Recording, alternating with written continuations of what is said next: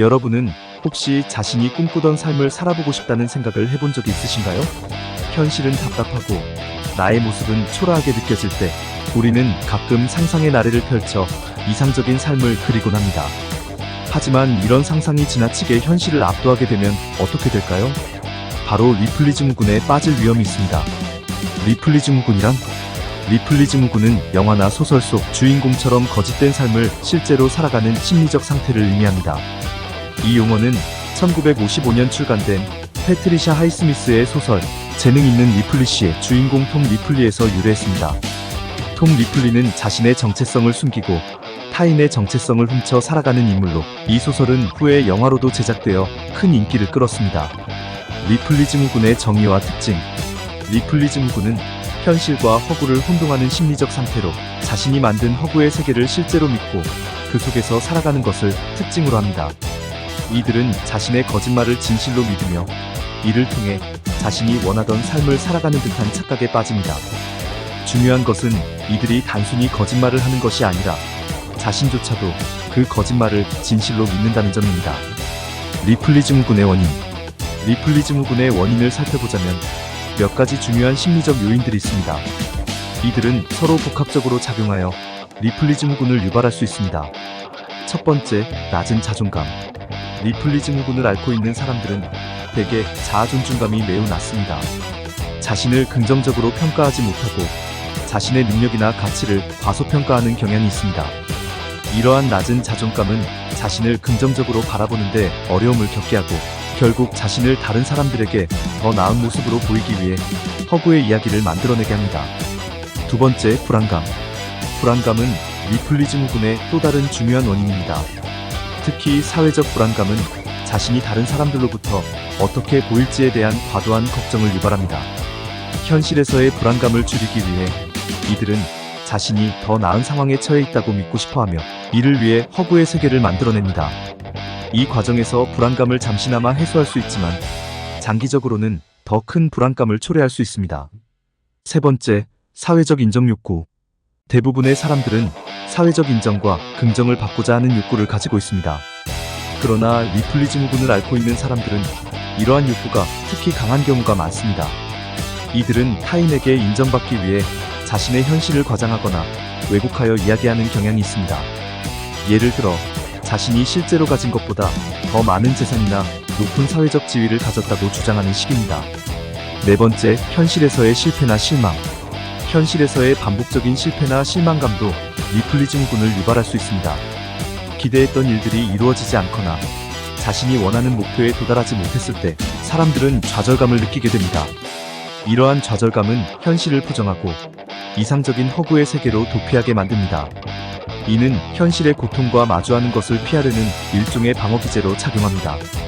다섯 번째, 타인의 인정에 대한 갈망. 리플리즘군을 가진 사람들은 타인으로부터의 인정에 대한 갈망이 매우 큽니다. 이들은 주변 사람들에게 자신을 더 매력적이고 성공적으로 보이기 위해 거짓말을 할 수 있습니다. 이는 결국 자신이 원하는 사회적 지위를 얻기 위한 수단으로 작용합니다. 그러나 이러한 행동은 일시적인 만족감을 줄 수 있을지 모르지만 장기적으로는 자신과 타인 모두에게 부정적인 영향을 미칠 수 있습니다.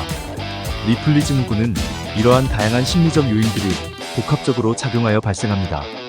이는 단순한 거짓말이나 과장이 아닌 자신이 만든 허구의 세계를 진실로 믿게 되는 심리적 상태입니다. 리플리즘군의 주요 증상.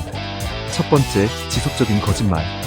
리플리즘군을 가진 사람들은 현실과는 다른 이야기를 꾸며내고 이를 반복적으로 말합니다. 이 거짓말은 단순한 과장이나 일시적인 변명 수준이 아니라 자신의 일상생활과 밀접하게 연관된 허구의 이야기를 포함합니다. 이들은 이러한 거짓말을 통해 자신을 더 나은 모습으로 보이게 하거나 자신이 꿈꾸는 이상적인 삶을 살아가는 것처럼 보이게 합니다. 두 번째, 자신의 허구를 진실로 믿음. 리플리즘군 환자는 자신이 꾸며낸 이야기를 실제로 믿습니다. 이들은 자신이 만들어낸 허구의 세계 속에서 살아가며 이로 인해 자신의 자아를 형성합니다. 예를 들어 자신이 유명한 사람이라거나 중요한 임무를 수행하는 사람이라고 믿고 행동할 수 있습니다. 이런 허구의 이야기는 시간이 지남에 따라 점점 더 확고해지며 실제로 자신이 그 이야기에 속하는 인물이라고 생각하게 됩니다. 세 번째, 현실과 허구의 경계무효. 이들은 현실과 허구를 명확하게 구분하지 못합니다. 자신이 만들어낸 이야기와 실제 현실 사이의 경계가 흐릿해지며 이러한 거짓말이 탄로날 때 극도의 불안감을 느낍니다.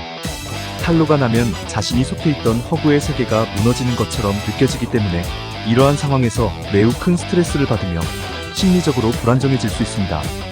네 번째, 과도한 자기중심적 성향. 리플리즘후군 환자는 자신이 주인공인 허구의 세계에서 벗어나지 못합니다.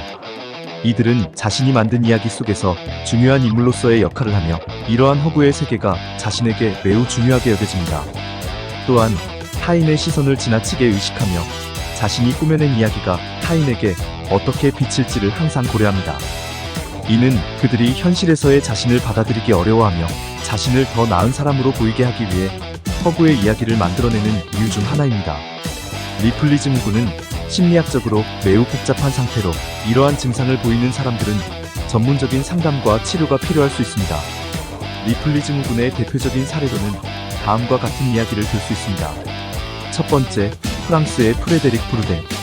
프레데릭 브루댕은 여러 차례 자신을 실종된 아이로 위장하여 다른 사람들의 삶을 살아간 인물입니다. 그는 미국에서 실종된 소년 니콜라스 바클레이로 위장하여 바클레이의 가족들과 함께 생활하기도 했습니다. 그의 이야기는 후에 다큐멘터리 영화로 제작되기도 했습니다.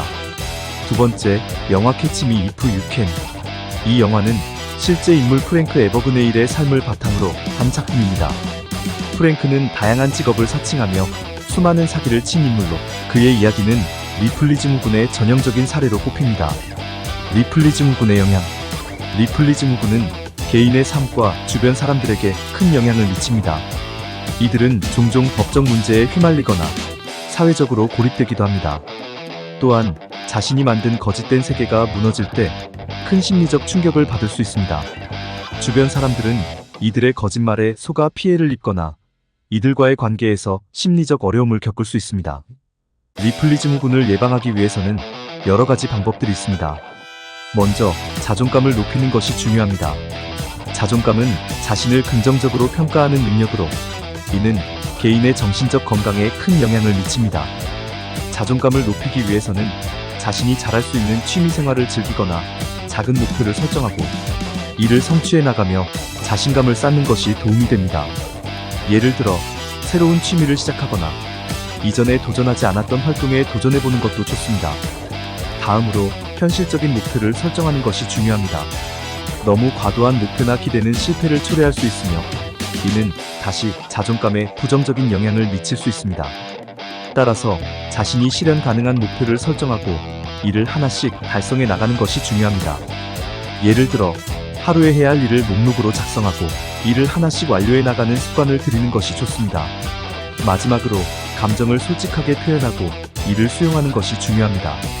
감정을 억누르지 말고 주변 사람들과 나누는 것이 정신 건강에 도움이 됩니다.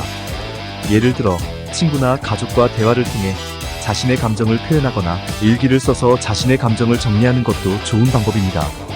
이렇게 함으로써 자신의 감정을 더 잘 이해하고 스트레스를 줄일 수 있습니다. 이 모든 방법들은 리플리즘후군을 예방하는 데 중요한 역할을 합니다.